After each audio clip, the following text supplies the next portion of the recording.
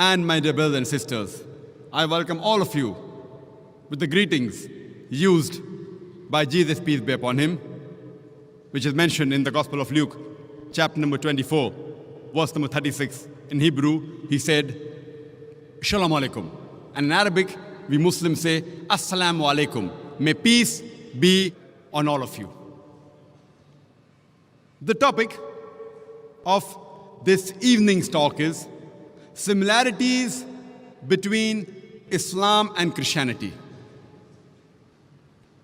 Islam comes from the root word salam, which means peace. It's also derived from the Arabic word silm, which means to submit your will to Almighty God. In short, Islam means peace acquired by submitting our will to Almighty God. And anyone who submits his will to Almighty God, he is called as a Muslim. People have a misconception that Islam is a new religion which came into existence 1400 years ago. And Prophet Muhammad, peace be upon him, is the founder of this religion. In fact, Islam is there since time immemorial, since man set foot on this earth. And Prophet Muhammad, peace be upon him, is not the founder of this religion, but he is the last and final messenger of Allah subhanahu wa ta'ala, of Almighty God. It is mentioned in the Quran, in Surah Fatir, chapter number 35, verse number 24. وَإِم مِّنْ أُمَّةٍ إِلَّا خَلَا فِيهَا نَذِيرٌ. There is not a nation or a tribe to whom we have not sent a warner or a guide. It's mentioned in Surah Ra'd, chapter number 13, verse number 7. وَلِكُلِّ قَوْمٍ هَادٍ. And to every nation have we sent a guide. By name, there are 25 messengers mentioned in the glorious Quran. For example, Adam, Noah, Abraham, Moses, Jesus, Muhammad, peace be upon them all. By name, 25 messengers are mentioned in the Quran. Islam is the only non-Christian faith which makes it an article of faith to believe in Jesus Christ, peace be upon him. No Muslim is a Muslim if he does not believe in Jesus Christ, peace be upon him. We believe that he was one of the mightiest messengers of Allah subhanahu wa ta'ala, of Almighty God. We believe that he was the Christ, translated as Masih. We believe that he was born miraculously without any male intervention, which many modern day Christians today do not believe. We believe that he gave life to the dead with God's permission. We believe that he healed those born blind and lepers with God's permission. By name, there are 25 messengers given in the glorious Quran. But it's also mentioned in Surah Nisa, chapter number 4, verse number 164. And Surah Ghafir, chapter number 40, verse number 78, that we narrate to you the stories of some of the messengers, of the others we don't. That means the story of only some of the messengers are mentioned in the glorious Quran. Our beloved Prophet Muhammad sallallahu alaihi wasallam said that there were 124,000 messengers sent on the face of the earth. But all the messengers that came before the last and final messenger, Prophet Muhammad, peace be upon him, they were only sent for their people. And the message which they proclaimed was supposed to be followed in totality only for a particular time period. For example, Jesus Christ, peace be upon him, he was sent only for the Bani Israel, only for the Jews. It's mentioned in the glorious Quran. In Surah Al-Imran, chapter number 3, verse number 49, that we appointed Jesus Christ, peace be upon him, as a messenger to the Bani Israel, to the children of Israel. It's mentioned in Surah Saf, chapter number 61, verse number 6, that Jesus Christ, peace be upon him, was sent as a messenger to the children of Israel. The same message is given in the Bible. If you read the Bible, it's mentioned in the Gospel of Matthew, chapter number 10, verse number 5 and 6. Jesus Christ, peace be upon him, he tells his apostles that go ye not into the way of the Gentiles. Who are the Gentiles? The non-Jews. Go ye not into the way of the Gentiles. Enter ye not into the city of the Samaritans, but rather go to the lost sheep of the house of Israel. Jesus Christ, peace be upon him, further says, it's mentioned in the Gospel of Matthew, chapter number 15, verse number 24. I have not been sent but to the lost sheep of the house of Israel. So Jesus Christ, peace be upon him, was sent as a messenger only to the Bani Israel, only to the Jews, only to the lost sheep of the house of Israel. But since Prophet Muhammad, peace be upon him, was the last and final messenger, it's mentioned in the Quran, in Surah Ahzab, chapter number 33, verse number 40. Ma kana Muhammadun aba ahadim min rijalikum walakin Rasulullah wa khatamun nabiyyin wa kana Allahu bi kulli shay'in alima. Which means Prophet Muhammad, peace be upon him, is not the father of any of you men, but he is the messenger of Allah. And he is the seal of the prophets. And Allah is all-knowing, full of knowledge. Since Prophet Muhammad, peace be upon him, was the last and final messenger, he was not sent only for the Muslims or only for the Arabs. It's mentioned in the Quran, in Surah Anbiya, chapter number 21, verse number 107. وَمَا أَرْسَلْنَاكَ إِلَّا رَحْمَةً لِلْعَالَمِينَ. That we have sent thee not but as a mercy to all the worlds, as a mercy to all the creatures, as a mercy to the whole of humanity. It's repeated in the Quran, in Surah Sabah, chapter number 34, verse number 28. وَمَا أَرْسَلْنَاكَ إِلَّا كَافَّةً لِلنَّاسِ بَشِيرًا وَنَذِيرًا. That we have sent thee not but as a universal messenger, giving glad tidings and warning them against sin. But most of the human beings yet do not know. Since Prophet Muhammad, peace be upon him, was the last and final messenger, he was not sent only for the Muslims or for the Arabs, he was sent for the whole of humanity. And the prophecy of Prophet Muhammad, peace be upon him, is mentioned in the scriptures of all the major world religions. It's even mentioned in the Bible. If you read the Old Testament, it's mentioned in the book of Deuteronomy, chapter number 18, verse number 18. Almighty God says, I shall raise them a prophet from among thy brethren, like unto thee, and I shall put my words into his mouth, and he shall speak all that I command him. This prophecy, which is mentioned in the Old Testament, in the book of Deuteronomy, chapter number 18, verse number 18, Almighty God speaks to Moses, peace be upon him, and says, I shall raise them a prophet from among thy brethren, like unto thee, and I shall put my words into his mouth, and he shall speak all that I command him. Many of the Christians, they say that this prophecy refers to Jesus Christ, peace be upon him. And when we ask them that how does this prophecy refer to Jesus Christ, peace be upon him, and they tell us that here the prophecy says, I shall raise them a prophet from among thy brethren, like unto thee. The prophet to come should be like Moses, peace be upon him. And the similarities the Christians give between Jesus and Moses, peace be upon them, is that Prophet Jesus and Prophet Moses, peace be upon them, both of them, they were Jews. And both Prophet Jesus and Prophet Moses, peace be upon them, both of them were prophets of God. If these two are the only similarities for the fulfillment of the prophecy, then all the prophets mentioned in the Bible, after Moses, peace be upon him, fulfilled the prophecy. All the prophets mentioned after Prophet Moses, peace be upon him, were Jews and all were prophets of God. For example, Prophet Solomon, Ezekiel, Isaiah, Daniel, Joel, John the Baptist, all of them, they were Jews and all of them were prophets of God. If these two are the only similarities, then there are several prophets mentioned in the Bible which fulfill this prophecy. In fact, if we analyze, this prophecy does not befit anyone better than the last and final messenger, Prophet Muhammad, peace be upon him. If we analyze Prophet Moses, and Prophet Muhammad, peace be upon them, both of them were born naturally.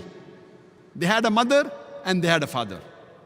But Jesus Christ, peace be upon him, he was born miraculously without any male intervention. He had a mother, but he had no father. And it is mentioned in the Quran about his birth in Surah Al-Imran, chapter number 3, verse number 47. It's also mentioned in the Bible, in the Gospel of Matthew, chapter number 1, verse number 18, and the Gospel of Luke, chapter number 1, verse number 35, that he was born miraculously, without any male intervention. So if we analyze, Prophet Muhammad, peace be upon him, is like Prophet Moses, peace be upon him. And Prophet Jesus, peace be upon him, is unlike Prophet Moses, peace be upon him. Furthermore, we know that Prophet Muhammad and Prophet Moses, peace be upon them, both of them, they were married and they had children. But according to the Bible, Jesus Christ, peace be upon him, he was not married and he had no children. So Muhammad, peace be upon him, is like Moses, peace be upon him, and Jesus, peace be upon him, is unlike Moses, peace be upon him. Further, when we read the Quran and the Bible, we come to know that Moses, peace be upon him, he had a natural death. Same like Prophet Muhammad, peace be upon him. He too had a natural death. But Jesus Christ, peace be upon him, he did not have a natural death. According to the Quran, in Surah Nisa, chapter number 4, verse number 158, he was raised up alive. And according to the Bible also, it is the same. But many Christians say that he was crucified. Even if we agree what they say, though I've given a talk proving from the Bible that Jesus Christ, peace be upon him, he was not crucified, irrespective whether he was raised up alive or whether he was crucified, he did not die a natural death. So if we analyze, we come to know that Muhammad, peace be upon him, is like Moses, peace be upon him. And Prophet Jesus, peace be upon him, is unlike Moses, peace be upon him. Further, we come to know from the Quran and the Bible that Prophet Moses and Prophet Muhammad, peace be upon them, both of them were accepted by the people as a whole. But Jesus Christ, peace be upon him, he was not accepted by the people as a whole. It's mentioned in the Gospel of John, chapter number 1, verse number 11. He came to his own and his own people forsook him. So he was not accepted by his people as a whole. Furthermore, Moses and Muhammad, peace be upon them, they were worldly kings. That means they could give the punishment of life and death to whoever they wanted. They had that power. Jesus Christ, peace be upon him, it's mentioned in the Gospel of John, chapter number 18, verse number 36. He says, my kingdom is not of this world. And furthermore, Moses and Muhammad, peace be upon them, both of them, they brought a new law. But Jesus Christ, peace be upon him, he did not bring a new law. He came to confirm the previous law. As what is mentioned clearly in the Quran, in Surah Saf, chapter number 61, verse number 6, that Jesus Christ, peace be upon him, the son of Mary, he said to the children of Israel, Ya Bani Israel, O children of Israel, I have been sent as a messenger to you, confirming the law what has come before me, and giving glad tidings of a messenger to come, whose name shall be Ahmad, which is another name of Prophet Muhammad, peace be upon him. It's also mentioned in the Quran, in Surah Araf, chapter number 7, verse number 157. It says, they follow the messenger, the unlettered prophet, which is mentioned in the scriptures, the law and the gospel. So when we read the Quran, it says that it will be prophesied in the scriptures, in the law and the gospel, about the coming of Muhammad sallallahu alaihi wasallam. So Prophet Muhammad sallallahu alaihi wasallam has been prophesied in the Old Testament, in the book of Deuteronomy, chapter number 18, verse number 18. And further it's mentioned in the book of Deuteronomy, chapter number 18, verse number 19, that anyone who does not hearken to his words, I will require of him. Some translations say, I will take revenge. That means anyone who does not follow this messenger to come, Almighty God will take revenge from these people. It's further mentioned in the Old Testament, In the book of Isaiah, chapter number 29, verse number 12, it says, the book will be given to him who's not learned, and it will be said, pray, read this, and he will say, I am not learned. And this is exactly what happened when the first revelation came to the last and final messenger, Prophet Muhammad sallallahu alaihi wasallam. And we know from history that when Prophet Muhammad, peace be upon him, went to Jabal Nur, Ghar-e Hira, there when the first revelation was brought by Archangel Gabriel, and he said, Ikra. Our Prophet Muhammad sallallahu alaihi wasallam said, Ma ana biqari, I am not learned. This is exactly the fulfillment of the prophecy mentioned in the book of Isaiah, chapter number 29, verse number 12, that when the book will be given to him who is not learned, and it will be said, pray, read this, he will say, I am not learned. And this is exactly what Prophet Muhammad sallallahu alaihi wasallam said, Ma ana biqari, I am not learned. Even the name of Prophet Muhammad, peace be upon him, is mentioned in the Old Testament. It's mentioned in the book of Solomon, chapter number 5, verse number 16. Hikko mamitakim bikulli Muhammadim zaydudi wa zairai vaina Jerusalem. It's a Hebrew quotation which says, Hikko mamitakim bikulli Muhammadim. The translation which means that his mouth is more sweet. He's altogether lovely. He is my beloved. He is my friend, O daughters of Jerusalem. But the Hebrew quotation is, Hikko mamitakim bikulli Muhammadim. In Semitic languages, normally, usually, im is added as a respect. So to the name Muhammad is added Muhammadim, im, so it becomes Muhammadim. So he is mentioned by name in the original manuscript, but they translate the proper noun to altogether lovely. So when you read the translation of the Bible, you don't realize that Prophet Muhammad, peace be upon him, his name is mentioned in the Bible. Time doesn't permit us to go into all the details of the prophecies, but Prophet Muhammad, peace be upon him, is even mentioned in the New Testament. It's mentioned in the Gospel of John, chapter number 14, verse number 16.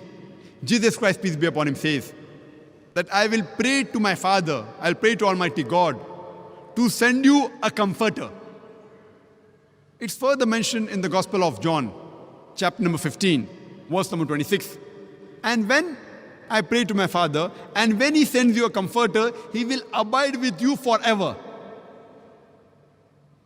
It's further mentioned in the Gospel of John, chapter number 16, verse number 7. Nevertheless, I tell you the truth. It is expedient for you that I go away. For if I go not away, the comforter shall not come. For if I depart, shall I send him. Jesus Christ, peace be upon him, says that nevertheless, it is expedient for you that I go away. For if I go not away, the comforter shall not come. For if I depart, shall I send him. Now this comforter, if we analyze, in the original script, in the language Aramaic, it is paraclete, which means the praiseworthy, which is the translation of the name Muhammad sallallahu alaihi wasallam. But they have converted it into parakletos, which one of its meanings is a comforter. Irrespective whether it's paraclete or parakletos, alhamdulillah, both these meanings befit the last and final messenger, Prophet Muhammad, peace be upon him. But many Christians say that this prophecy about the comforter to come refers to the Holy Spirit. Now, if we analyze the prophecy clearly mentioned in the Gospel of John, chapter number 16, verse number 7. Nevertheless, I tell you the truth. It is expedient for you that I go away. For if I go not away, the comforter shall not come. The criteria for the comforter to come is that Jesus Christ, peace be upon him, should go. If he goes, the comforter shall come. Only after he departs will he send him. So the major criteria for the comforter to come is after Jesus Christ, peace be upon him, departs. From the Bible, we know that the Holy Spirit was already there before Jesus Christ, peace be upon him. He was there in the womb of Elizabeth. He was there when Jesus Christ, peace be upon him, was born. He was there in the Feast of Pentecost. So surely this prophecy cannot refer to the Holy Spirit. It refers to no one but the last and final messenger, Prophet Muhammad, peace be upon him. It's further mentioned in the Gospel of John, chapter number 16, verse number 12 to 14, Jesus Christ, peace be upon him, says, I have many things to say unto you, but ye cannot bear them now. For he, when the Spirit of truth shall come, he shall guide you unto all truth. He shall not speak of himself. All that he hear shall he speak. He shall show you things to come. He shall glorify me. This prophecy again refers to no one but the last and final messenger, Prophet Muhammad sallallahu alaihi wasallam. It says, I have many things to say unto you. Jesus Christ, peace be upon him, is saying, I have many things to say unto you, but ye cannot bear them now. For he, when the Spirit of truth shall come, he shall guide you unto all truth. He shall not speak of himself. All that he hear shall he say. He shall guide you to the truth. He shall show you things to come. He shall glorify me. And this prophecy does not refer to anyone but the last and final messenger, Prophet Muhammad sallallahu alaihi wasallam. I have given a separate talk only on the prophecy of Muhammad sallallahu alaihi wasallam in the Bible, which you can speak for us together only on this topic. It's further mentioned in the glorious Quran, in Surah Rad, chapter number 13, verse number 38. It says, لِكُلِّ أَجْلٍ kitab. In every age have we sent a book, have we sent a revelation. By name, there are 4 revelations mentioned in the Quran: Torah, Zabur, Injil, and the Quran. Torah is the Wahi, the revelation, which was given to Moses, peace be upon him.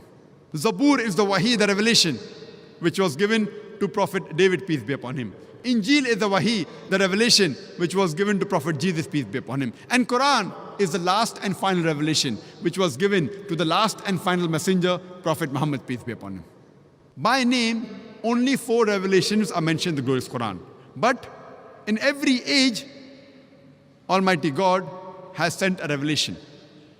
There are several other revelations, for example, Sufa, Ibrahim, etc. But by name, only 4 are mentioned. All the revelations that were revealed before the last and final revelation, the glorious Quran, they were meant only for a particular group of people. And the message which was sent was meant to be followed in totality only for a particular time period.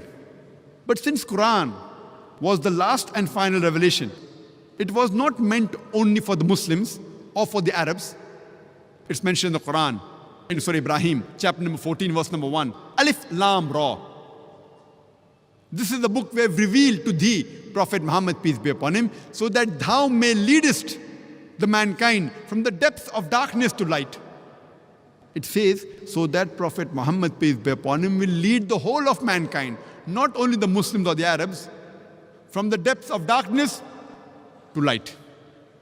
It's mentioned in Surah Ibrahim, chapter number 14, verse number 52. Here is a message for mankind. Let them take warning therefrom. Let them know there is one God. Let the men of understanding take heed. It's mentioned in Surah Baqarah, chapter number 2, verse number 185. Ramadan was the month in which the Quran was revealed, as a guidance to the whole of humankind, as a criteria to judge right from wrong. It's mentioned in Surah Az-Zumur, chapter 39, verse number 41. We have revealed to thee, Prophet Muhammad, peace be upon him, the book to instruct the humankind. It doesn't say to instruct only the Muslims or the Arabs, but to instruct the whole of humankind. Since Quran is the last and final revelation, it was not meant only for the Muslims or the Arabs, it was meant for the whole of humankind. Our beloved Prophet Muhammad sallallahu alaihi wasallam said, it's mentioned in Sahih Bukhari, volume number 1, in the book of Iman, hadith number 8, our beloved Prophet said that the religion of Islam is based on 5 principles, on 5 pillars. The first is La ilaha illallah Muhammad Rasulullah. The second is establishing Salah. The third is Zakat. The fourth is Sawm, and the fifth is Hajj. The first pillar is La ilaha illallah Muhammad Rasulullah. There's no God but Allah, and Prophet Muhammad, peace be upon him, is the messenger of Allah. It's mentioned in the Quran in Surah Baqarah, chapter number 2, verse number 177.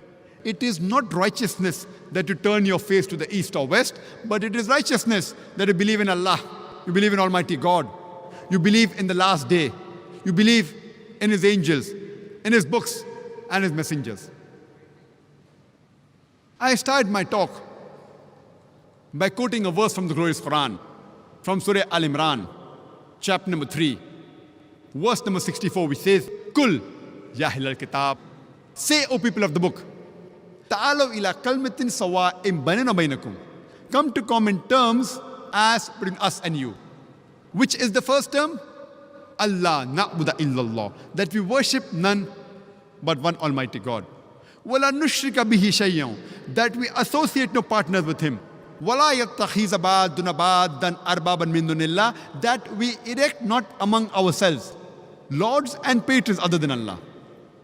Fain tawallaw, if then they turn back. Fakulu shadu, say ye bear witness, bianna muslimun, that we are Muslims bowing our will to Allah subhanahu wa ta'ala. This verse of the glorious Quran shows us the way how to speak with different types of people, especially the Ahl Kitab. It says, Ta'alaw ila kalmatin sawa'im bainana bainakum, come to common terms as between us and you.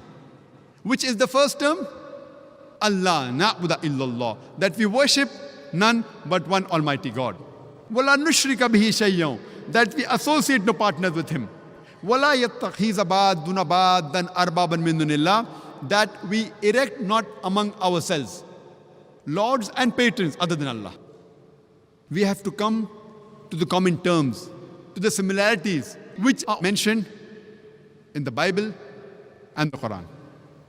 It's clearly mentioned in the Quran, in Surah Ikhlas, chapter number 112, verse number 1 to 4. It says, Qul huwallahu ahad. Say, He is Allah one and only. Allahu samad. Allah, the absolute and eternal. Lam yalid wa lam yulad. He begets not, nor is He begotten. Walam yakul lahu kufuwan ahad. There is nothing like Him. This is a 4-line definition of Allah subhanahu wa ta'ala, of Almighty God, given in the glorious Quran. If any person says, so and so candidate is God, if that candidate fits in this 4-line definition of Surah Ikhlas, we Muslims have got no objection in accepting that candidate as God. The first is, Qul huwallahu ahad. Say He is Allah one and only. Second, Allahu samad. Allah, the absolute and eternal. Lam yalid wa lam yulad. He begets not, nor is He begotten. Walam yakul lahu kufuwan ahad. There is nothing like Him. This 4-line definition of Surah Ikhlas is called as the touchstone of theology. Theo means God. Logy means study. Theology means the study of God. Surah Ikhlas is the touchstone of theology. Any person saying that so-and-so candidate is God, any person is worshipping any God, put that God to the test of Surah Ikhlas. If he passes this 4-line definition of Surah Ikhlas, we Muslims have got no objection in accepting that candidate as God. The similar message is given in the Bible. It's mentioned in the Bible in the book of Deuteronomy, chapter number 6, verse number 4. Moses, peace be upon him, says, Shama Israelo, Adna al-Hainu Adna Ikhad. It's a Hebrew quotation which means, Hear, O Israel, the Lord, our God, is one God. And when Jesus Christ, peace be upon him, was asked, which is the first of the commandments, he repeated verbatim what was mentioned by Moses, peace be upon him.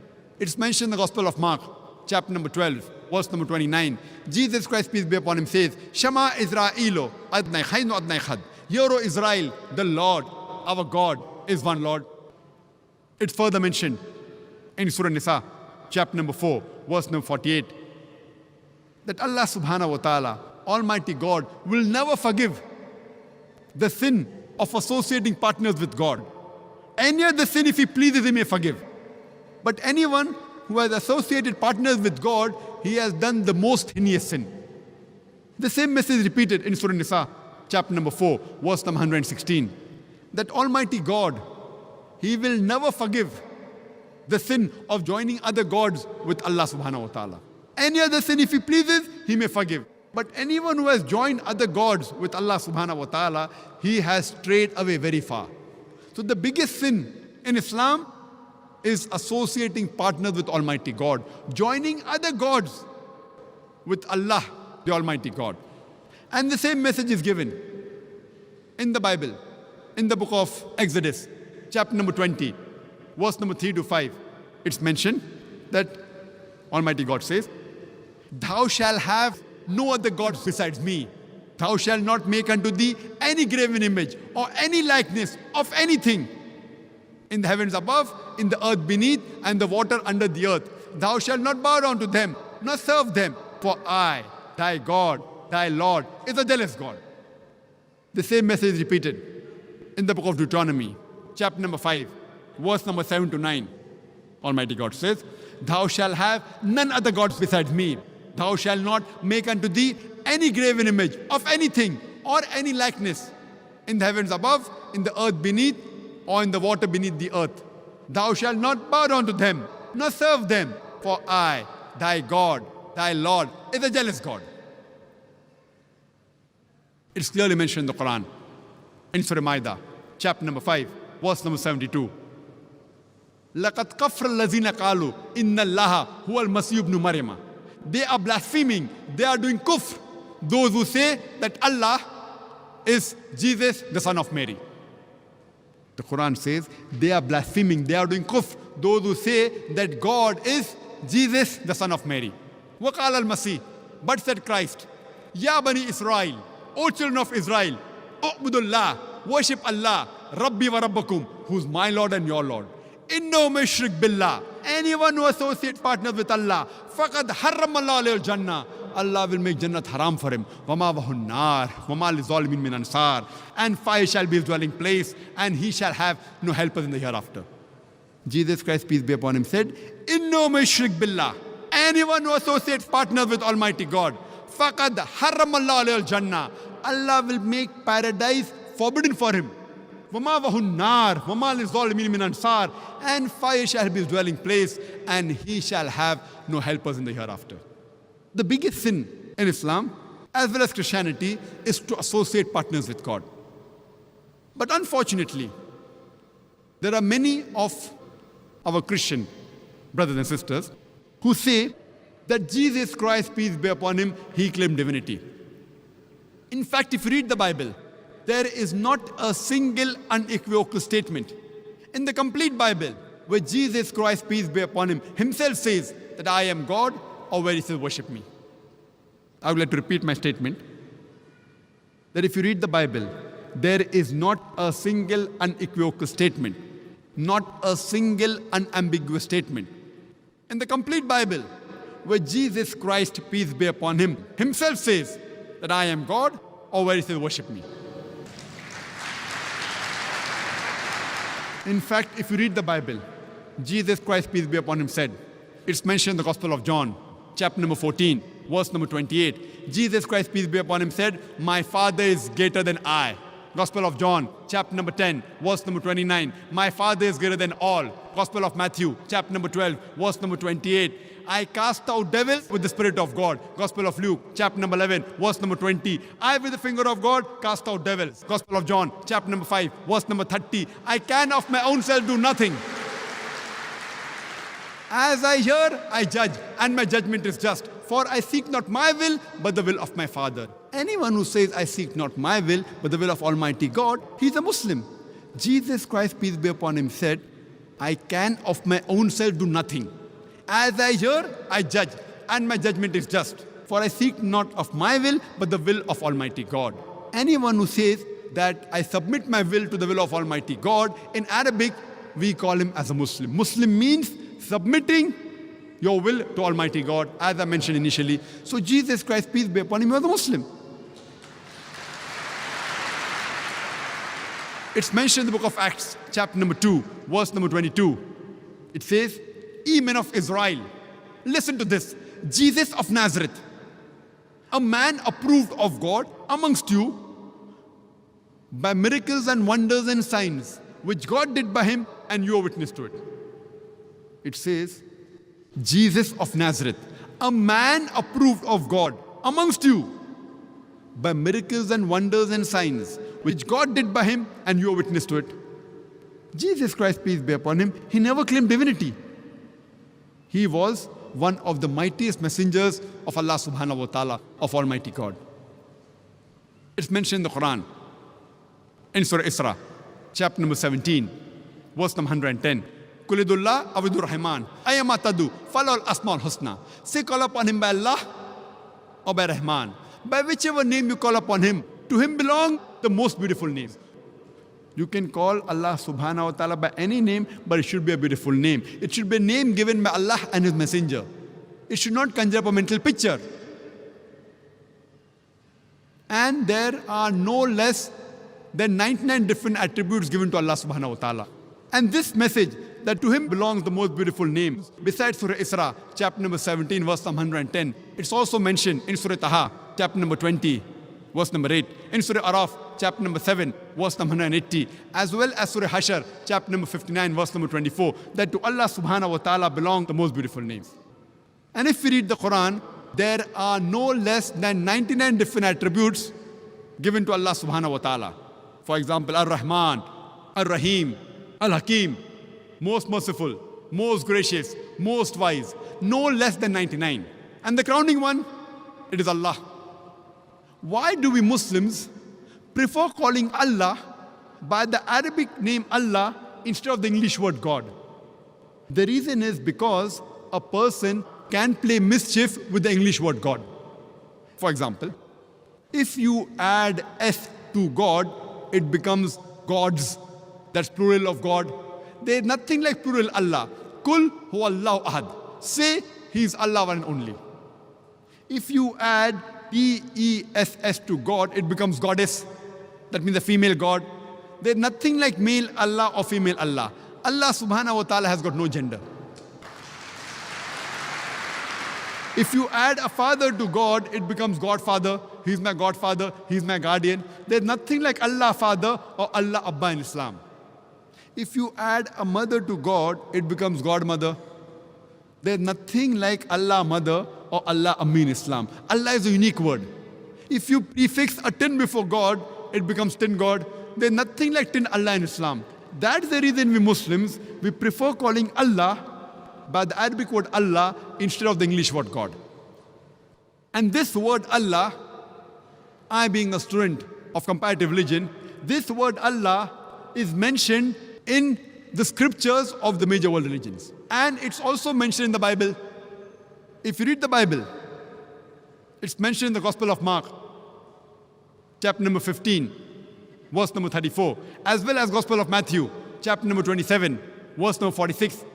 When Jesus Christ, peace be upon Him, when He was put on the cross, He cries out, Eli, Eli, lama sabachthani, which means, my God, why hast thou forsaken me?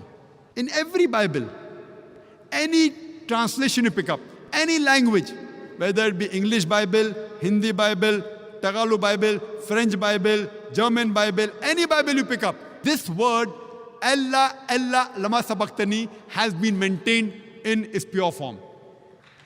Why? Allah knows the best. Why have these original words have been maintained? And then the translation says, my God, why hast thou forsaken me? But the original, Allah, Allah, lama sabachthani, has been maintained for reasons best known to Allah subhanahu wa ta'ala in all the Bibles. You pick up any version of the Bible, King James Version, RSV Version, New American Standard Version, New World Translation, any version out of the hundreds available, any language of the Bible, this verse, Allah, Allah, lama sabachthani, has been maintained. And the translation, if it's the English Bible, my God, why hast thou forsaken me? Now if you want to try it out, that people say, but natural, Allah, Allah, lama sabachthani does not sound similar to my God, why hast thou forsaken me? Does it sound similar to Jehovah, why hast thou forsaken me? And the answer is no.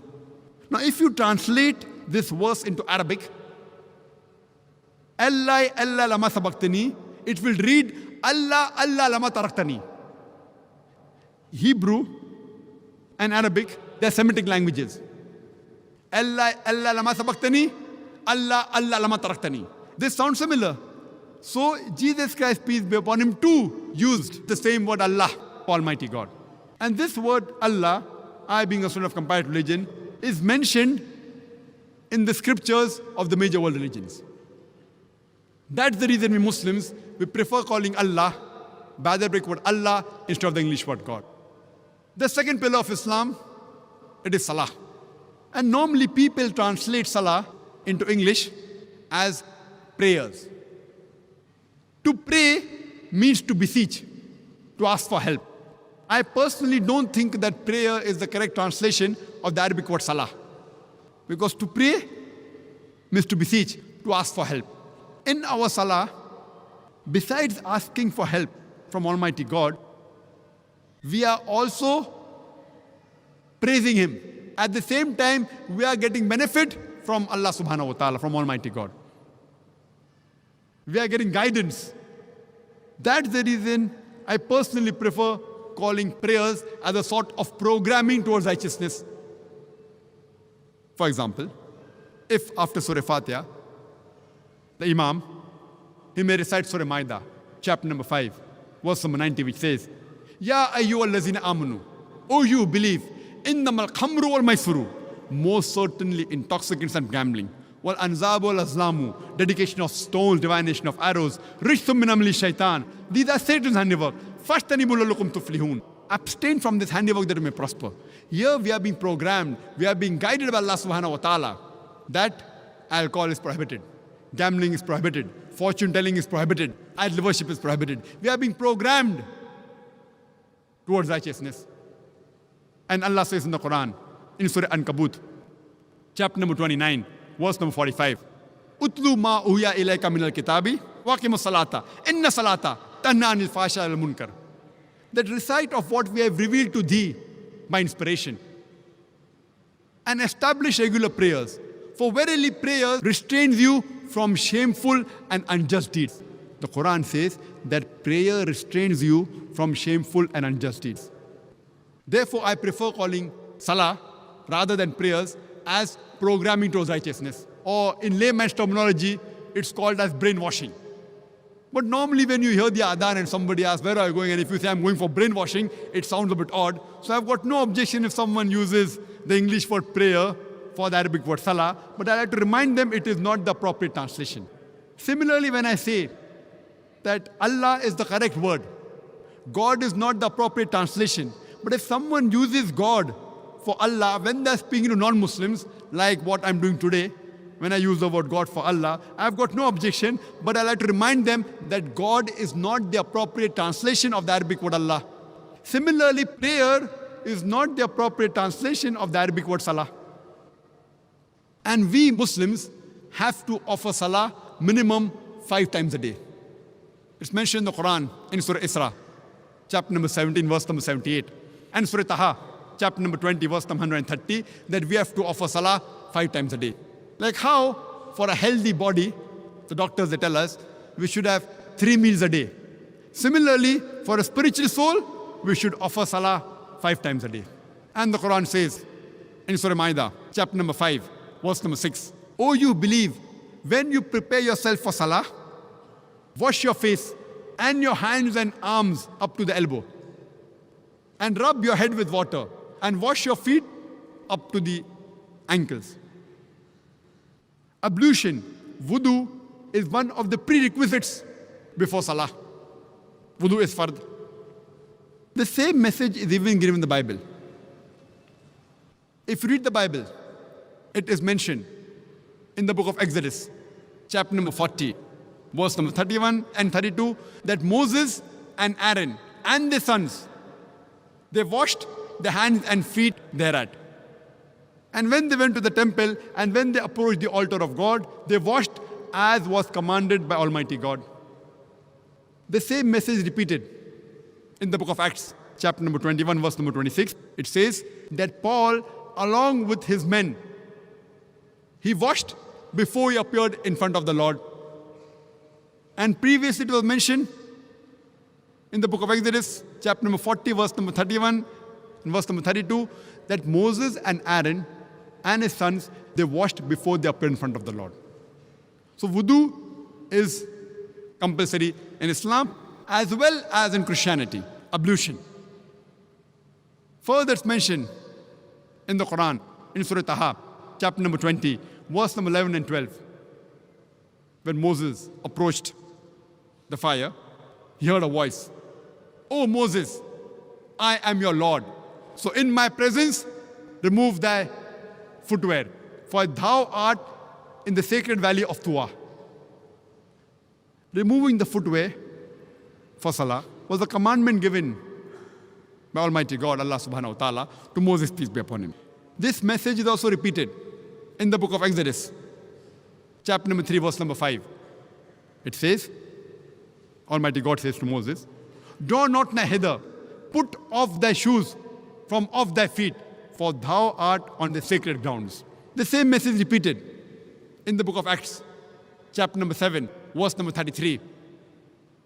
Put off thy shoes from thy feet, for thou art on sacred grounds. So because it was a commandment of Almighty God to Moses, we remove our footwear before offering salah. But it's also mentioned in the hadith of Muhammad sallallahu alaihi wasallam in Abu Dawud, volume number 1, book of Salah, chapter number 240, hadith number 653. Shuaib, may Allah be pleased with him, he said on the authority of his father that his grandfather said he saw Prophet Muhammad, peace be upon him, pray with his footwear as well as without his footwear. So we Muslims, we can offer salah with our footwear as well as without our footwear.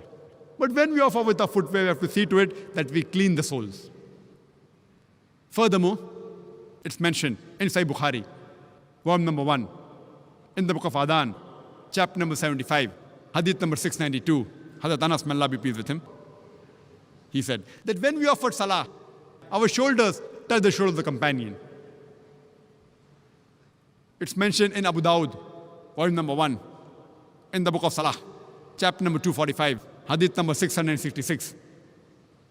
Abdullah ibn Umar, may Allah be pleased with him, he said that the Prophet, before starting salah, he turned around and said that straighten your rows, stand shoulder to shoulder, close in the gaps, and do not leave any opening for the devil.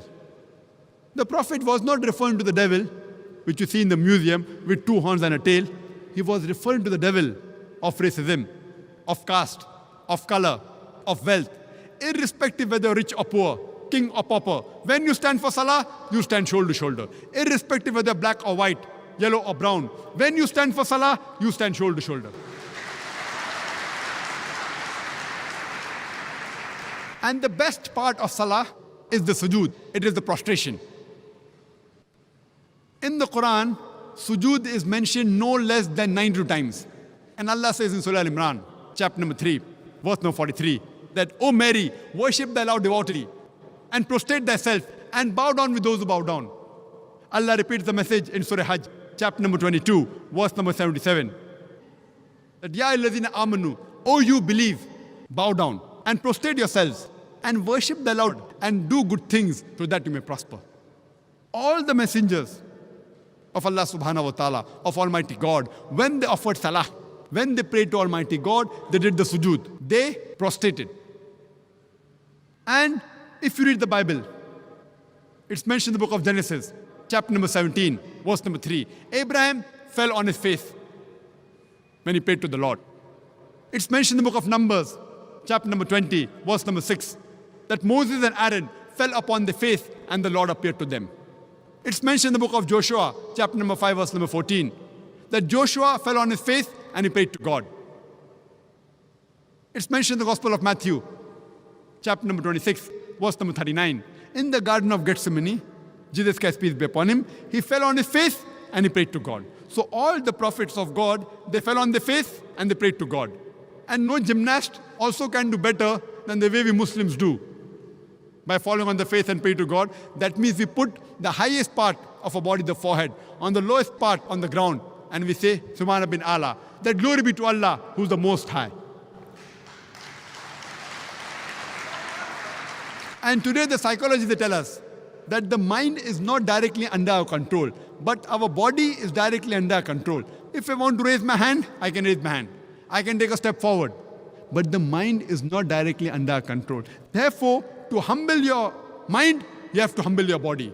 And there's no better way than to put the highest part of your body, the forehead, the lowest part on the ground, and then say, glory be to Allah, the Most High. Glory be to Allah, the Most High, thrice. The third pillar of Islam is zakah. Zakah means to purify. It means growth.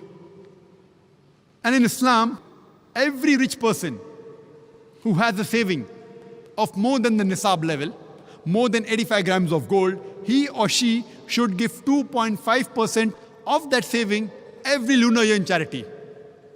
If every rich human being gives zakat, poverty will eradicate from this world. There will not be a single human being who will die of hunger. As mentioned in the Quran in Surah Al-Hashr, chapter 59, verse number 7, that zakat had been prescribed so that it prevents the wealth from circulating amongst the rich. Zakat, obligatory charity, has been prescribed so that it prevents the wealth from circulating only amongst the rich. And the same guidance is given in 1 Peter, chapter number 4, verse number 8, that give fervent charity. For charity covers up multitude of sins. The fourth pillar of Islam, it is Sawm, that is fasting. Every adult Muslim who's healthy, he should fast, that is abstain from food, drink and sex, from dawn to sunset, for one full lunar month, that is the month of Ramadan. This is called as Sawm, as fasting. And it's mentioned in the Quran, in Surah Baqarah, chapter number 2, verse number 183, that fasting has been prescribed to you as it was prescribed to people who came before you, so that you may learn self-restraint. The main reason for fasting, according to the Quran, is for self-restraint, is for self-control. And today the psychology, they tell us that if you can control your hunger, you can control almost all your desires.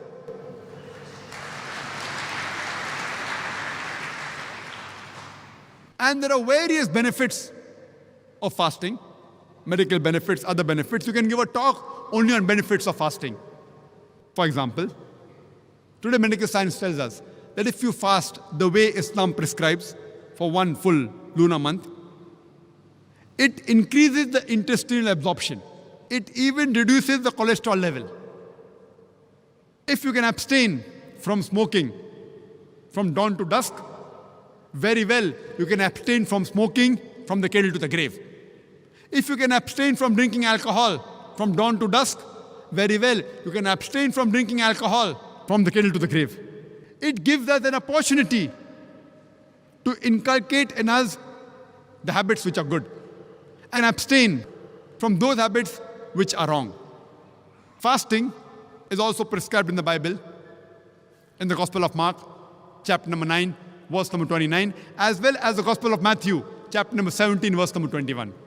Even the Bible prescribes fasting. The fifth pillar of Islam is Hajj. Every adult Muslim who has the means to perform Hajj should perform Hajj, that is the pilgrimage to the holy city of Makkah in the month of Hajj, at least once in his lifetime. Hajj is the biggest annual gathering of the world. About 2.5 million people gather from different parts of the world. From America, from UK, from Canada, from India, from Pakistan, from UAE, from Malaysia, from Indonesia. 2.5 million people gather from different parts of the world. And they're dressed up in two pieces of unsewn cloth, preferably white. The men, they're dressed up in two pieces of unsewn cloth, preferably white. You cannot identify the person standing next to you, whether he's a king or a pauper. It is the best example of international brotherhood.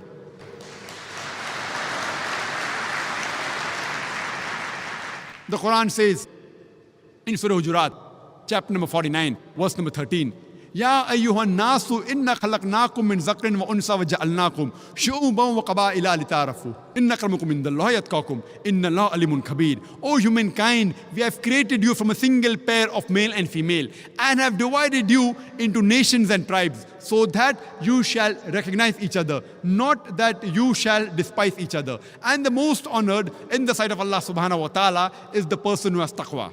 The criteria for judgment in the sight of Allah subhanahu wa ta'ala, it is not wealth, it is not color, it is not sex, it is not age, but it is taqwa, it is righteousness, it is God consciousness, it is piety. And if you read the Bible, it's mentioned in the Bible, in the book of Psalms, chapter number 84, verse number 4 to 7. It says, blessed are those people who travel to the valley of Bakka. Bakka is another name for Makkah.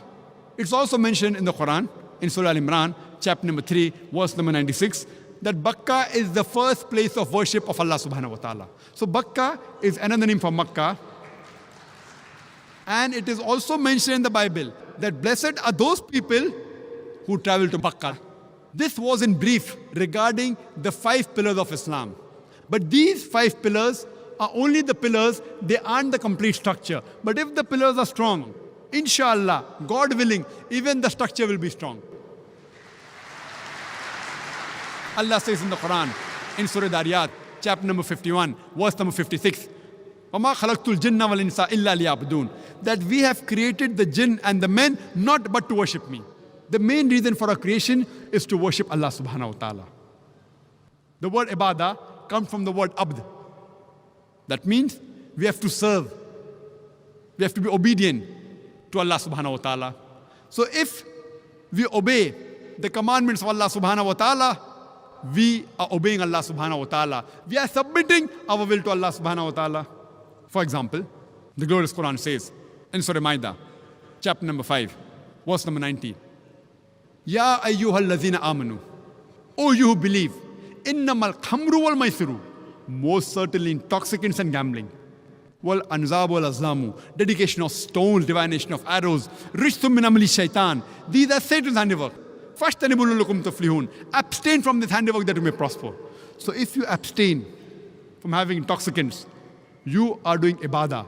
You are worshipping Allah subhanahu wa ta'ala. You are obeying His commandments. You are submitting your will to Allah subhanahu wa ta'ala. And the same message is given in the Bible. If you read the book of Proverbs, chapter number 20, verse number 1, it says, wine is a mocker. Strong drink is raging. And whoever is deceived is not wise. A similar message is repeated in the book of Ephesians, chapter number 5, verse number 18. It says, be not drunk with wine. So alcohol is even prohibited in the Bible in no less than 2 different places. So if you abstain from having alcohol, you are submitting your will to Allah subhanahu wa ta'ala. Allah says in the Quran, in no less than 4 different places. In Surah Baqarah, chapter number 2, verse number 173.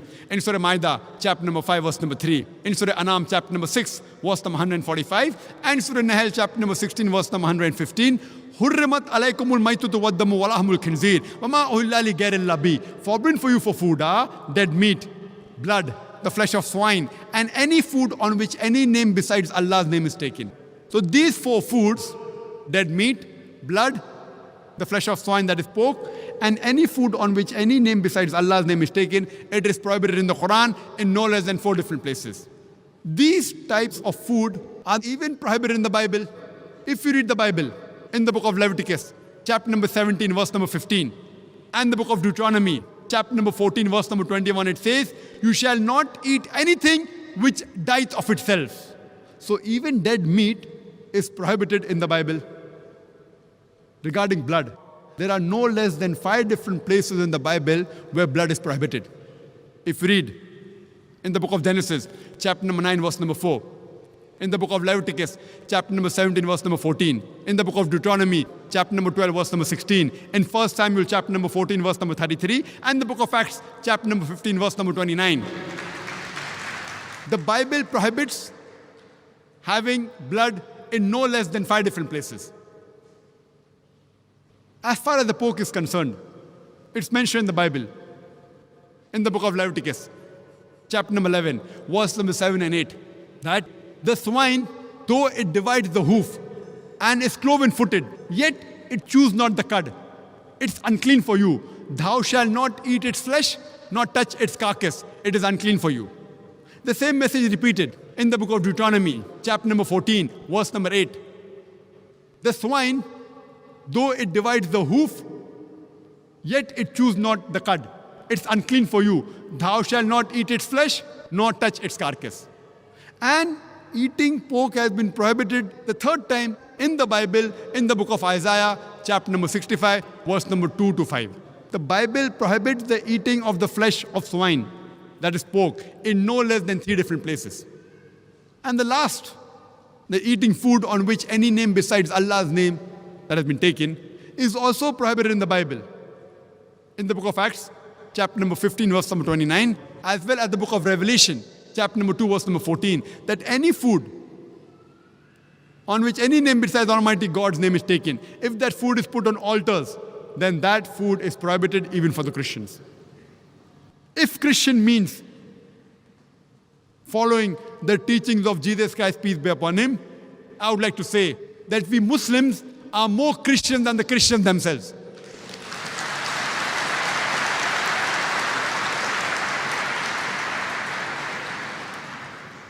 Further, if you read the Quran gives us various guidance. Quran says that we have to be honest. It's mentioned in the Quran, you have to love your neighbors. Allah says in Surah Ma'un, chapter number 107, verse number 1 to 7, أَرَيْتَ الَّذِي يُكَذِّبُ بِالدِّينِ فَذَلِكَ الَّذِي يَدُعُّ الْيَتِيمَ وَلَا يَحُضُّ عَلَىٰ طَعَامِ الْمِسْكِينِ فَوَيْلٌ لِّلْمُصَلِّينَ الَّذِينَ هُمْ صَلَاتِهِمْ سَاهُونَ الَّذِينَ هُمْ يُرَاءُونَ وَيَمْنَعُونَ الْمَاعُونَ. Seest thou not the one who denies the judgment to come, who treats the orphan with harshness and feeds not the indigent? Woe to those who are neglectful of the prayers. Woe to those who only pray to be seen of men, and they do not even provide neighborly needs. So to provide neighborly need is submitting our will to Allah subhanahu wa ta'ala. And our Prophet Muhammad sallallahu alaihi wasallam said that he is not a Muslim who sleeps with his full stomach when his neighbor is hungry. And a person asked, who is the neighbor? The Prophet said, 40 houses next to you is your neighbor. Backbiting is prohibited in the Quran. The Quran says in Surah Humazah, chapter number 104, verse number 1, وَيْلُلْ لِكُلِّ هُمَزَةٍ لُمَزَةٍ. Woe to every kind of scandal monger and backbiter. If you abstain from backbiting, you are submitting a will to Allah subhanahu wa ta'ala. The Quran says that you have to love and respect and be kind to your parents. Allah says in Surah Isra, chapter number 17, verse number 23 and 24, that we have enjoined on the human beings that you worship none but me, and that you be kind to your parents.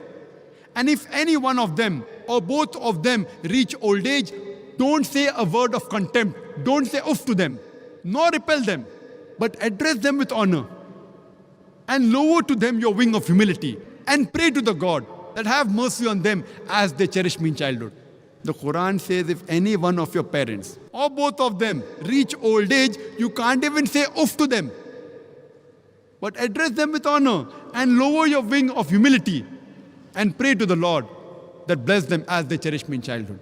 So if you love your parents, if you respect your parents, if you are kind to your parents, you are submitting a will to Allah subhanahu wa ta'ala, you are submitting a will to Almighty God.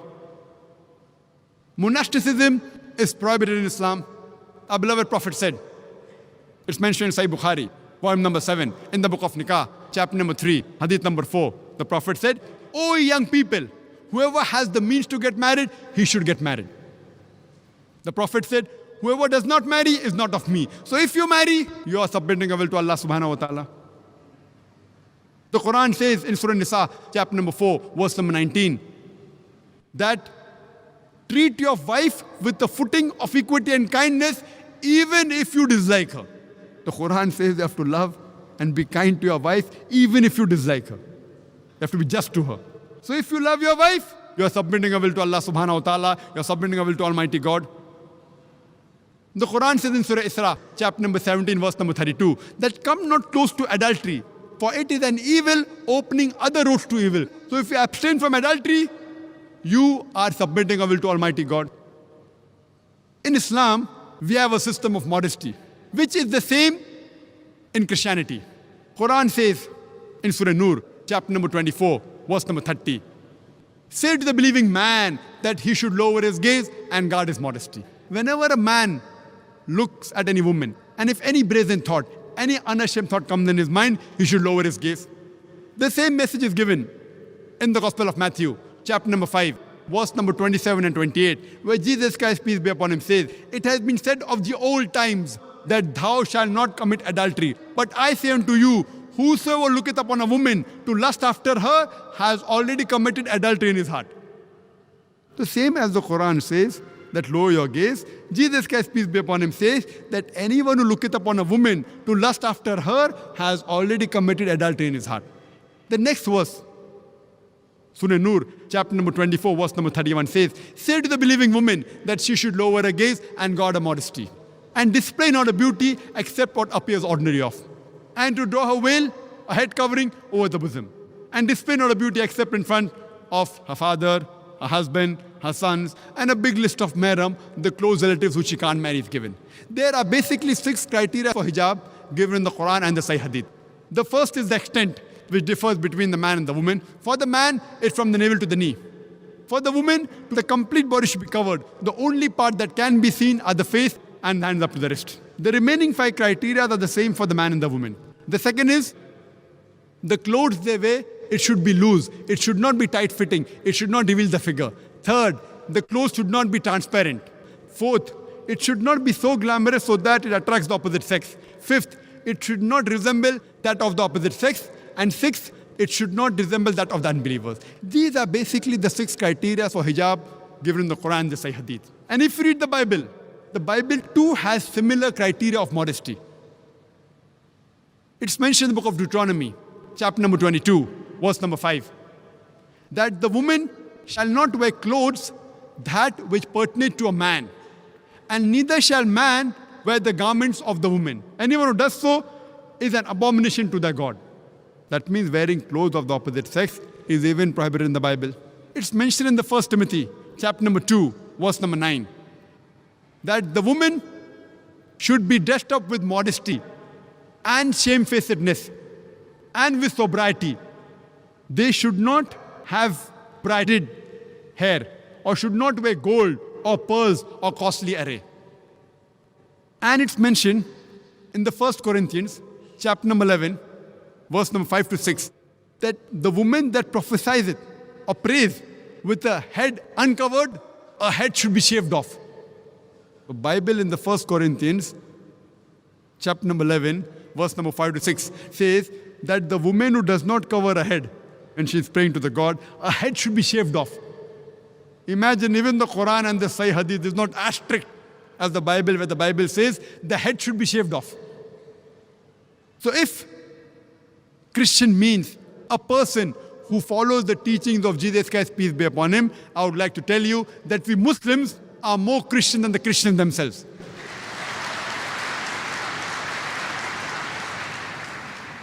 It is the Sunnah in Islam that we are circumcised. But the same message is given in the Bible. If you read the Bible, in the book of Acts, chapter number 7, verse number 8, it says that you have to be circumcised. It's mentioned in the Gospel of John, chapter number 7, verse number 22, that you have been given the covenant of circumcision. It's mentioned in the Gospel of Luke, chapter number 2, verse number 21, that Jesus Christ, peace be upon him, he was circumcised on the 8th day. So if Christian means a person who follows the teaching of Jesus Christ, peace be upon him, we Muslims are more Christian than the Christians themselves. So Muslim means a person who submits his will to Almighty God. And if Christian means a person who follows the teachings of Jesus Christ, peace be upon him, then as I mentioned earlier, we Muslims are more Christian than the Christians themselves. And as I mentioned earlier, it's mentioned in the Gospel of John, chapter number 5, verse number 30. Jesus Christ, peace be upon him, said, "Not my will, but the will of Almighty God." And anyone who says, "Not my will, the will of Almighty God," that person is a Muslim. And Jesus Christ, peace be upon him, was verily a very good practicing Muslim. I would like to end my talk by the quotation of the glorious Quran from Surah Ma'idah, chapter number 5, verse number 82, where it says that among the Ahl Kitab, the closest to the Muslims are those people who say that we are Christians. Wa akhir dawana alhamdulillahi rabbil alameen.